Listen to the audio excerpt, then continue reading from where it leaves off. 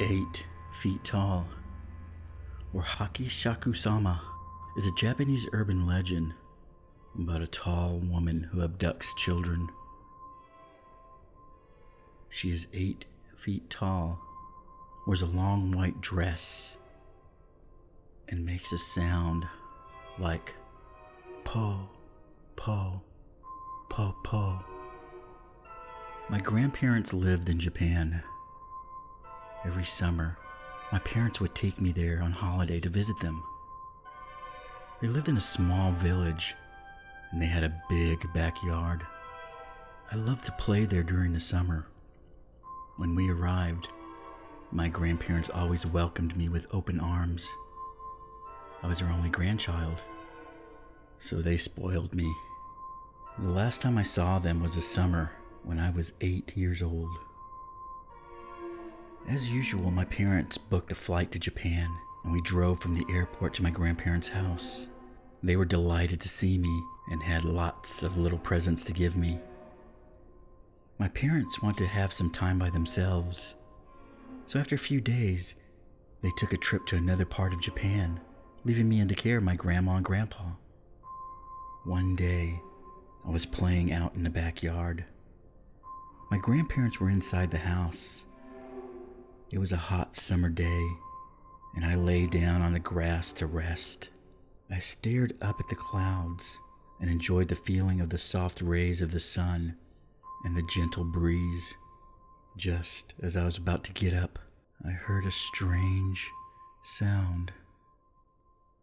Po, po, po, po, po, po, po. I didn't know what it was. It was hard to figure out where it was coming from. It sounded almost like somebody was making the noise themselves, as if they were just saying po, po, po, over and over again in a deep, masculine voice. I was looking around, searching for the source of the noise, when I suddenly noticed something on top of the tall hedges that enclosed the backyard. It was a straw hat. It wasn't resting on the hedge. It was behind it. That's where the sound was coming from.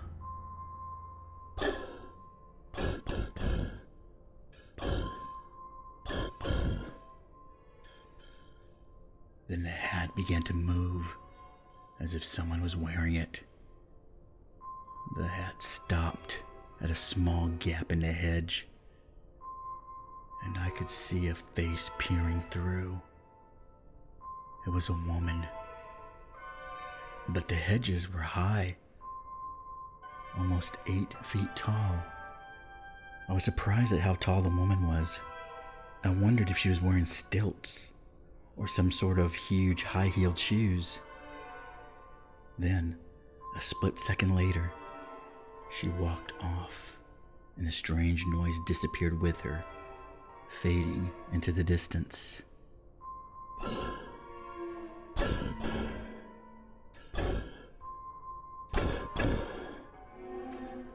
Bewildered, I got up and wandered back into the house.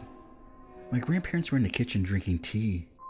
I sat down at the table, and after a while, I told my grandparents what I'd seen. They weren't really paying attention to me until I mentioned a distinctive sound. Po, po, po, po, po. As soon as I said that, both of them suddenly froze. Grandma's eyes grew wide, and she covered her mouth with her hand. Grandpa's face became very serious, and he grabbed me by the arm. "This is very important," he said in an intense voice. "You must tell me exactly. How tall was she?" "As tall as the garden hedge," I replied, beginning to get scared. My grandfather bombarded me with questions. "Where was she standing? When did this happen? What did you do? Did she see you?" I tried to answer all his questions as best as I could. He suddenly rushed out the hallway and made a phone call. I couldn't hear what he was saying. I looked at my grandma and she was trembling. Grandpa came barging back into the room and spoke to my grandmother. "I've got to go out for a while," he said. Stay here with the child. Do not take your eyes off of him for a second." "What's going on, Grandpa?" I cried. He looked at me with a sad expression in his eyes and said, "You've been liked by Hachishakusama." With that, he hurried out, got into his truck, and drove off. I turned to my grandmother and cautiously asked, "Who is Hachishakusama?" "Do not worry," she replied in a shaking voice. "Grandpa will do something. There's no need for you to worry." As we sat nervously in the kitchen waiting for my grandfather to come back, she explained what was happening. She told me that there was a dangerous thing that was haunting the area. They called it Hachishakusama because of its height. In Japanese, Hachishakusama means 8 feet tall. It takes on the appearance of an extremely tall woman and makes a sound like po, po, po in a deep male voice. It appears slightly differently depending on who sees it. Some say it looks like a haggard old woman in a kimono, and others say it is a girl in a white funeral shroud. One thing that never changes is its height and the sound it makes. A long time ago, it was captured by monks, and they managed to confine it in the ruined buildings of the outskirts of the village. They trapped it using 4 small religious statues called hisos. They placed it at the north, south, east, and west of the ruins, and it wasn't supposed to be able to move from there. Somehow it managed to escape. The last time it appeared was 15 years ago.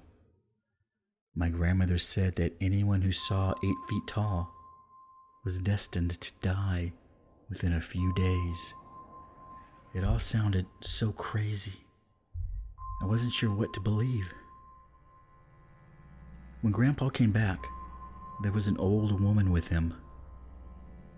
She introduced herself as Kisan and handed me a small crumpled piece of parchment saying, "Here, take this and hold it." Then she and Grandpa went upstairs to do something. I was left alone in the kitchen with my grandmother again. I needed to go to the toilet. Grandma followed me to the bathroom and wouldn't let me shut the door. I was beginning to get really frightened by all this. After a while, Grandpa and Kisan took me upstairs and brought me into my bedroom. The windows were covered in newspaper, and lots of ancient runes were written on them. There were small bowls of salt in all 4 corners of the room, and a small Buddha figure placed at the center of the room on top of a wooden box. There was also a bright blue bucket. "What's the bucket for?" I asked. "That's for your pee and poo," Grandpa replied. Kisan sat me down on a bed and said, "Soon the sun will be setting, so listen to me carefully. You must stay in this room until tomorrow morning. You must not come out under any circumstances until 7 o'clock tomorrow morning. Your grandmother and your grandfather will not speak to you or call you until then. Remember, do not leave this room for any reason until then. I will let your parents know what is going on." She spoke in such a grave tone that all I could do was quietly nod my head. "You have to follow Kisan's instructions to the letter," Grandpa told me, "and never let go of the parchment she gave you. If anything happens, pray to Buddha. And make sure you lock this door when we leave." They walked out into the hallway, and after saying goodbye to them, I closed the bedroom door and locked it. I turned on the TV and tried to watch, but I was so nervous. I felt so sick to my stomach. Grandma had left some snacks and rice balls for me, but I couldn't eat them. I felt like I was in prison, and I was very depressed and scared. I lay down on the bed and waited. Before I knew it, I was asleep. I woke up. It was just after 1 a.m. All of a sudden, I realized that something was tapping on the window.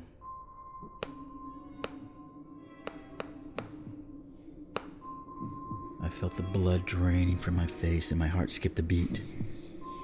I desperately tried to calm myself down, telling myself it was just the wind playing tricks, or maybe the branches of a tree. I turned up the volume on the TV to drown out the tapping noise. Eventually it stopped altogether. That was when I heard Grandpa calling me. "Are you okay in there?" he asked. "If you're scared, you don't have to stay in there all alone. I can come in and keep you company." I smiled and rushed over the open door, but then I stopped in my tracks. I had goosebumps all over my body. It sounded like Grandpa's voice, but somehow it was different. I couldn't tell what it was, but I just knew. "What are you doing?" Grandpa asked. "You can open the door now." I glanced to my left and a chill went down my spine. The salt in the bowls was slowly turning black. I backed away from the door. My whole body was trembling with fear. I fell to my knees in front of the Buddha statue and clutched the piece of parchment tightly in my hand. I started desperately praying for help. "Please save me from Hachishakusama," I wailed. Then I heard the voice outside the door saying,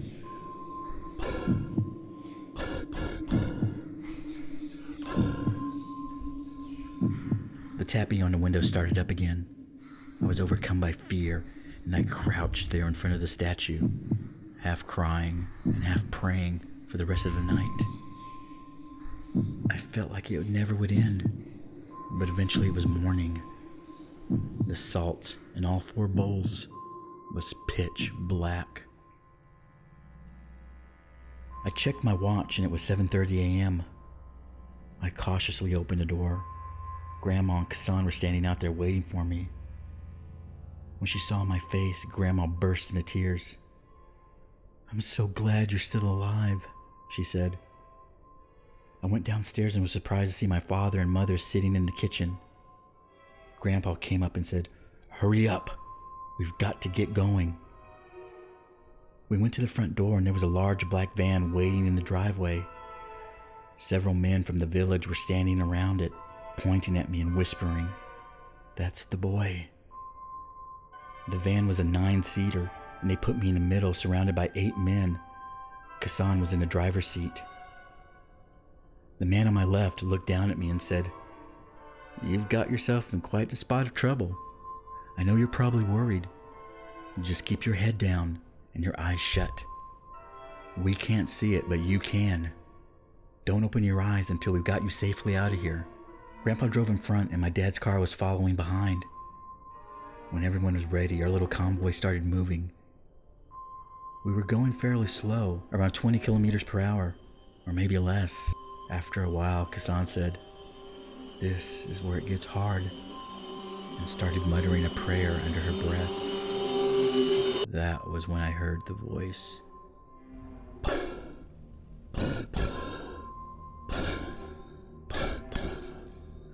I clutched the part Kassan had given me tightly in my hand.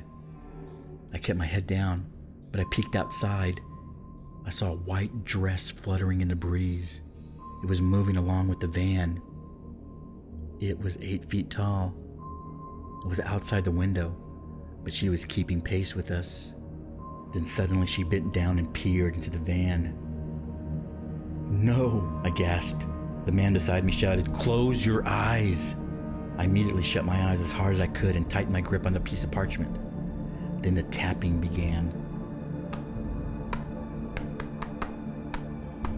The voice became louder.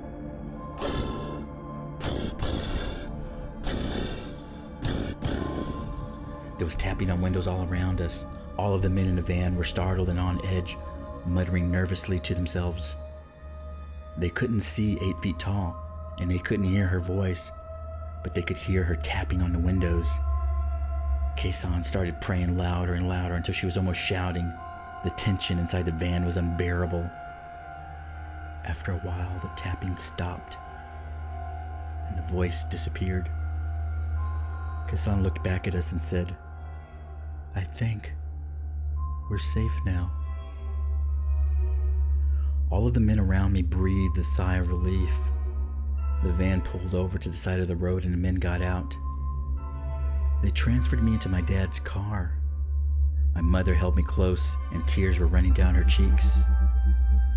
Grandpa and my father bowed to the men and they were sent on their way. Kei-san came to the window and asked me to show her the piece of parchment she had given me. When I opened my hand, I saw that it had gone completely black. "I think you will be okay now," she said. "But just to be sure, hold on to this for a while." She handed me a new piece of parchment. After that, we drove straight to the airport, and Grandpa saw us safely on the plane.